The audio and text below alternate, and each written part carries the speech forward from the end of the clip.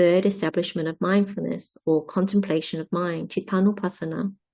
Cittanupassana is the medicine for the perversion there is me and mine in the not me and mine, or self in the not self. So here we can refer to the Mahāsatipaṭṭhāna Sutta, and this is an extract where the Buddha has stated, and how, bhikkhus, does a bhikkhu abide contemplating mind as mind? Here a bhikkhu understands mind affected by lust as mind affected by lust, mind unaffected by lust as mind unaffected by lust. He understands mind affected by hate as mind affected by hate, and mind unaffected by hate as mind unaffected by hate. He understands mind affected by delusion as mind affected by delusion, and mind unaffected by delusion as mind unaffected by delusion. He understands contracted mind as contracted mind, and distracted mind as distracted mind. He understands exalted mind as exalted mind, and unexalted mind as unexalted mind. He understands surpassed mind as surpassed mind, and unsurpassed mind as unsurpassed mind. He understands concentrated mind as concentrated mind, and unconcentrated mind as unconcentrated mind. He understands liberated mind as liberated mind, and unliberated mind as unliberated mind. What the Buddha has stated in this extract from the Mahāsatipaṭṭhāna Sutta is really a summary of how we should contemplate the mind as mind. It is fundamentally about understanding our mental state and knowing how they come to arise in the mind and how they come to pass away. When we understand this, then we know when they are present, and we also know when they are absent. So when we first read the Buddha's words, it can seem as if we don't really understand or know what this means, but that's not the case. We've been practicing a number of sutta meditations, so such things as the Vatupama Sutta, Anumana Sutta, caranadhamma Sutta, understanding the four nutriments, the doorways to Nibbana, and many other suttas. And these are the things that actually help us. We've actually been contemplating the mind as mind. So what we'll do is we'll examine this bit by bit.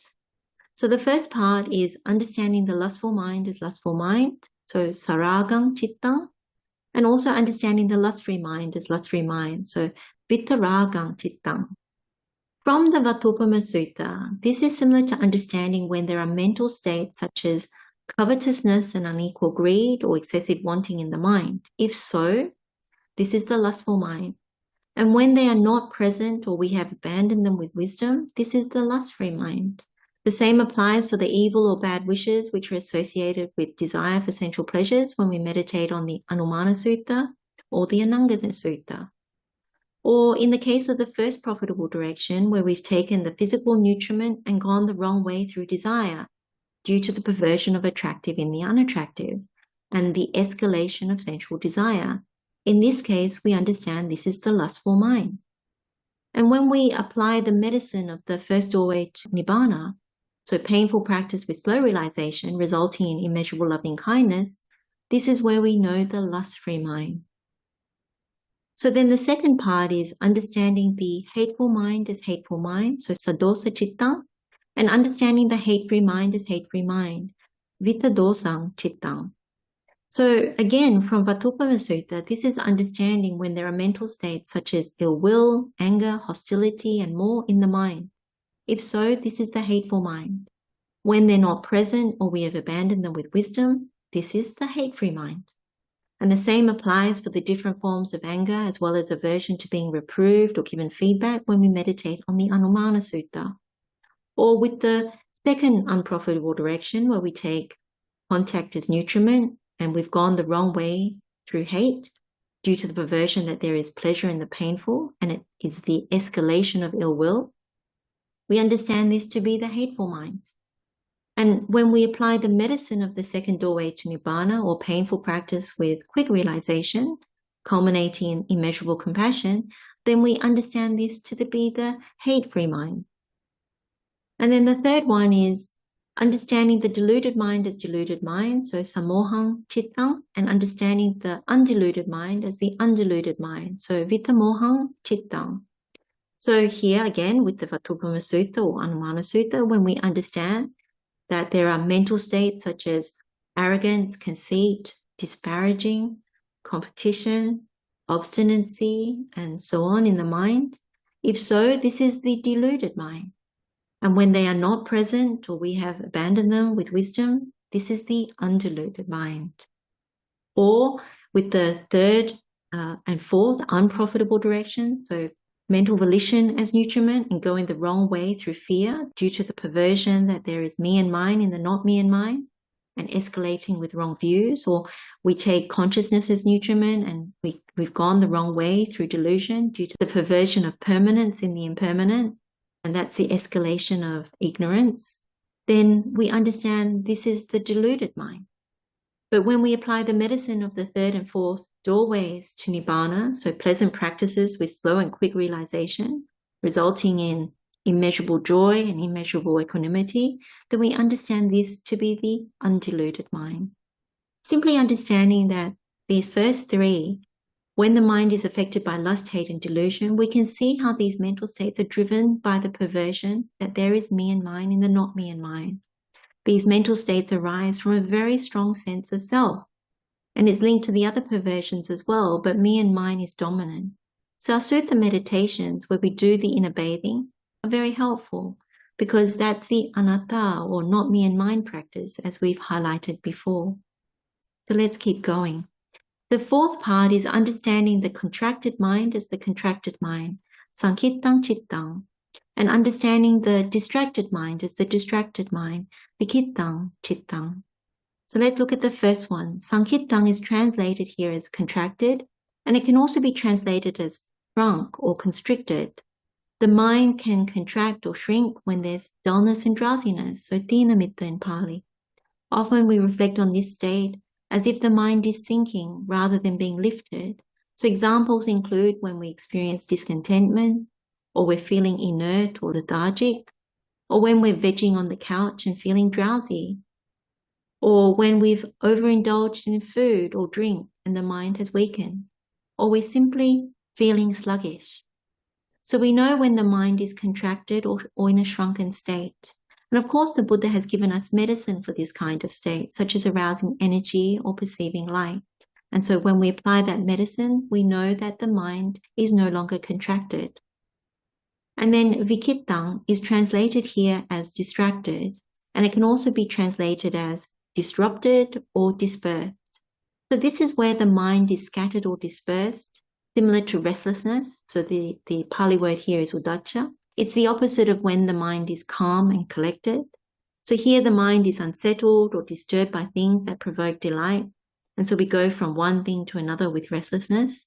So this sounds like I'll do this, and then no, I'll do that. And then we go back and forth. So for example, we might get disturbed by something we do with our job, but at the same time, something with the family needs doing. So the mind is troubled by those two things, and it goes back and forth between the work matter versus what the family needs are. Or the mind gets stuck in something that gives some sort of enjoyment or gratification, and then we worry that we are holding on to that thing. And it sounds like, oh, this is really good, but what if I get stuck in this and lose sight of my goal? So for example, in meditation, we may access the higher concentrations, but there may be restlessness over whether we can abide there or whether another meditation is better. And so the mind gets distracted or dispersed. So we know when the mind is in this distracted or restless state. And again, the Buddha has given us medicine for this kind of mental state, which includes uplifting the mind to higher concentration. But then there are also subtle versions of restlessness where these higher concentrations exist, but at the same time, the medicine is that we want to go towards Nibbana. So the subtle versions of restlessness are in our higher concentrations, and that's where we need to go towards Nibbana. So then the fifth part is understanding the exalted mind as the exalted mind, so Mahāsatipaṭṭhāna Sutta, and understanding the unexalted mind as the unexalted mind, so Amahāgattam Cittang.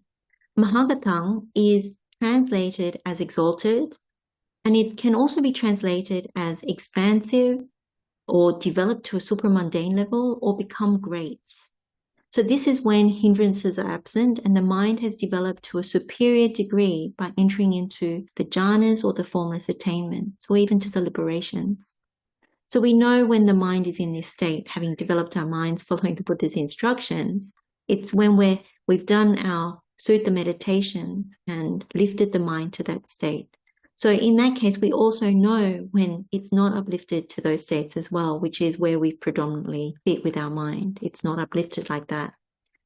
And the sixth part is understanding the surpassed mind as the surpassed mind. So anuttarang cittang, and understanding the unsurpassed mind as the unsurpassed mind. So sauttarang cittang. So anuttarang is translated as surpassed, and it can also be translated as supreme, superior, higher, or above. Sometimes also unrivaled or unparalleled. And so this means that there is nothing higher without superior. It's incomparable, second to none, excellent, preeminent. And then with the sauttarang, this is translated as unsurpassed. And it can also be translated as inferior or lesser, which means having something above or higher, having a superior. So as we know, the Buddha teaches the wisdom path to get out of this whole mess of suffering. So in simple terms, the surpassed mind is when the mind has wisdom, and the unsurpassed mind is when the mind is without wisdom. When we keep developing the mind with higher wisdom through the different sutta meditations, and we keep developing more and more wisdom, we keep developing to the surpassed mind. So for example, let's take the loving kindness meditation where we wish, may all beings be happy and well. A person who develops loving kindness without proper wisdom, in that case, the concentration is only a little when it doesn't have wisdom. It hasn't reached the highest level, so it's unsurpassed.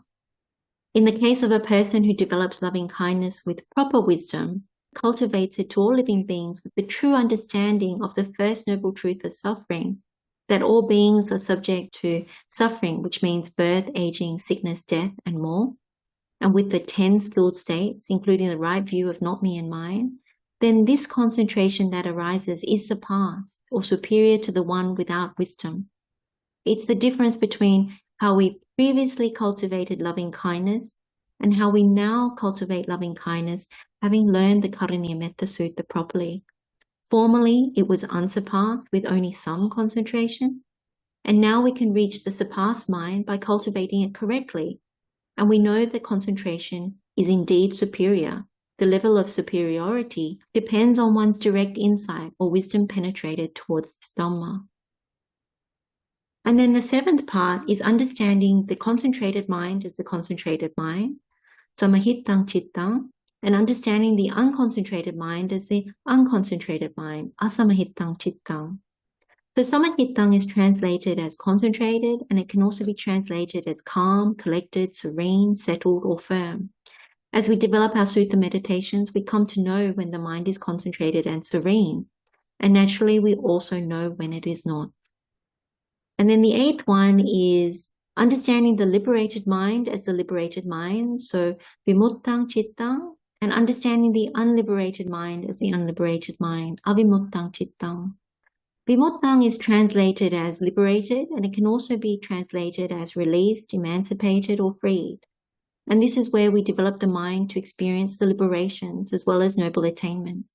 For example, if we've gone to measurable loving kindness, so metta apamana, by developing the first doorway to Nibbana, so this is painful way with slow realization, and then we experience liberation of mind by loving kindness, so metta ceto vimutti, then we know the liberated mind.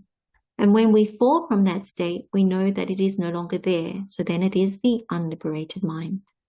So we can see contemplating and understanding the mind in all these different ways helps us to overcome the perversion of me and mine in the not me and mine, or self in the not self. By using Buddha's tools and instructions through the suttas that we've learned, this gives us the ability to understand how these mental states arise and pass away, which makes this a true wisdom pathway